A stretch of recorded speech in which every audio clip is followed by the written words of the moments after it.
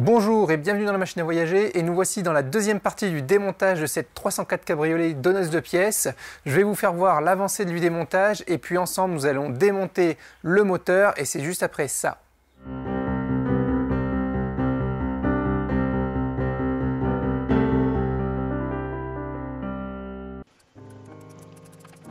Donc je commence par retirer les fixations de la pipe d'admission.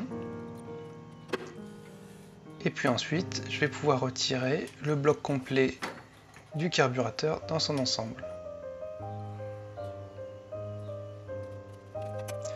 Ensuite, je m'affaire sur le radiateur. Donc là, j'enlève la fixation supérieure, puis ensuite la fixation inférieure. Là, je déconnecte la dernière durite. Et puis je retire le radiateur. Ensuite vient le collecteur d'échappement que je retire complètement afin de libérer surtout la sortie d'échappement. Là, j'enlève la durite qui vient jusqu'au récepteur d'embrayage. Donc il y a un bout du récepteur qui est venu avec le joint, c'est pas grave, on changera. On a les billettes là de commande de levier de vitesse, sauf que problème, je n'arrive pas à les retirer. Normalement, on devrait pouvoir les retirer des rotules là, et il n'y a rien qui vient. Compliqué. Donc je pense que pour faire simple, c'est peut-être moche, mais je vais démonter la... comment ça s'appelle ? Le couvercle de la boîte de vitesse en entier, et je pense que ça va résoudre une partie des problèmes provisoirement, au moins le temps que je dépose le moteur. Donc je me suis dit, la vidange n'est peut-être pas faite, et ce serait bien de faire la vidange avant de démonter le moteur. Bonne surprise, vous allez regarder la couleur que ça coule, on voit que ça commence à couler d'une couleur de l'eau transparent, donc ça veut dire qu'il n'y a pas d'huile dans le moteur, c'est surtout qu'il a dû y avoir un joint de culasse. Et là, on voit des résidus de plus en plus épais, jusqu'à obtenir des grumeaux qui tombent du moteur.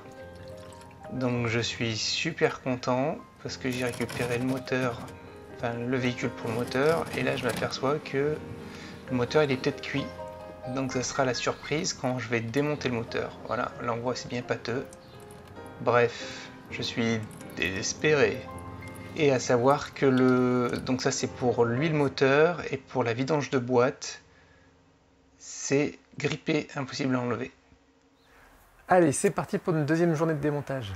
Donc voilà, ici il va falloir que j'enlève toutes les fixations des amortisseurs. Pour ce qui est donc de la boîte de vitesse, j'ai réussi à enlever par l'intérieur la commande. Donc la commande, si je vous montre, elle est là, donc démontée, et il y a donc le couvercle de boîte qui est là, et j'enlèverai après une fois que le moteur sera déposé. Ensuite, il reste encore la colonne de direction à défaire, puisque là on a par ici, voilà, on a encore la solidarisation ici avec l'axe qu'on voit à travers là. D'ailleurs, donc le volant, lui, il est déposé, tout est là, la colonne de direction là, il reste juste un bout de cet axe de colonne de direction à défaire. Et puis ensuite, on aura les supports moteurs, ici, l'autre, bien sûr l'autre amortisseur. Et là, on a encore, je crois que j'ai pas débranché cette alimentation-là, qui va jusqu'à l'alternateur en dessous. C'est parti pour le démontage des support de moteur.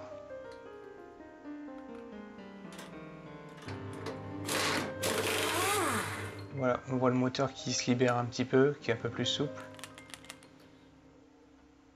Et ensuite, je désolidarise le berceau moteur de la caisse.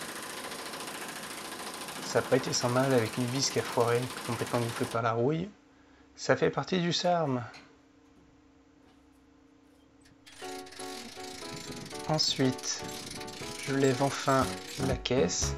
A noter que les ressorts, je les avais démontés, ça m'évite d'utiliser un compresseur de ressort pour les amortisseurs. Seulement, vous allez le voir, vous allez avoir toute la partie supérieure des fixations qui se barre, et voilà.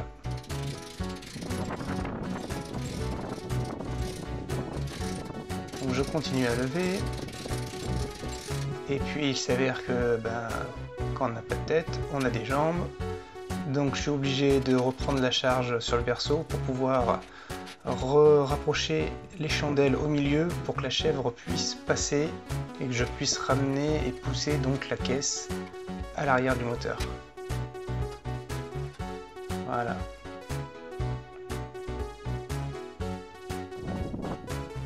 J'enlève la cale derrière pour que la voiture puisse rouler. Là je pousse et comme je vais être au maximum, voilà, là je vais être au maximum du positionnement de la chèvre, je vais alors commencer à jouer pour faire reculer le véhicule davantage, parce que là on voit qu'il va tomber sur le berceau sinon.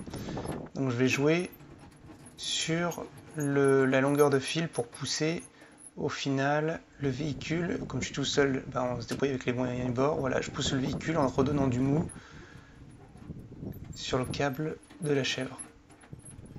Et la caisse se pose enfin au sol. Yes. Putain. Et donc on peut voir là le groupe motopropulseur complètement désolidarisé de la caisse. Et nous voici une semaine après, on est le 11 mars, je n'ai pas avancé davantage car j'ai eu pas mal de télétravail. Le prochain épisode, on va voir comment je vais faire pour ranger le moteur dans l'atelier. Et puis, si vous avez aimé cette vidéo, n'hésitez pas à liker, abonnez-vous, c'est très important, c'est ce qui me permet de faire avancer la chaîne. Et je profite aussi de cette belle journée pour souhaiter un joyeux anniversaire à Laure. Laure, je pense à toi. Laure, on avait tourné ensemble le voyage au Salagou où on te voit quelques secondes au volant de la 2 chevaux. Et puis j'en profite aussi pour passer un petit message personnel. Charles, tu as perdu ton pari. Donc à la fin du confinement, rendez-vous sur QC avec Michel, Amaury et Luc pour que tu nous payes ta tournée. Pour les autres, je vous dis à très bientôt et bonne fin de week-end sur la machine à voyager.